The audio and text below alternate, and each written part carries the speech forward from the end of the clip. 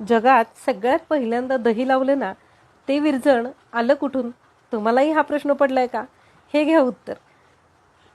कोणताही अन्नपदार्थ न वापरता हस्त नक्षत्राचं जो पाऊस पडतो ना, त्यापासून मस्त असं कवड्याचं दही लागतं. तुम्ही पण हा प्रयोग करून पाहू शकता.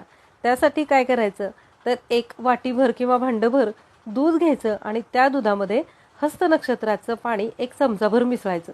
10 ते 12 तास हे बाजूला ठेवून द्यायचं. मस्त असं घट्ट दही लागतं. आता यावर्षी म्हणजे 2024 सालातल्या हस्त नक्षत्राच्या तारखा सांगते. 13 जुलै, 9 ऑगस्ट, 6 सप्टेंबर आणि 3 ऑक्टोबर या तारखांना हस्त नक्षत्र आहे. त्या दिवशी जो पाऊस पडेल त्याचं पाणी साठवून ठेवा आणि वर्षभराचं विरजण तयार करा.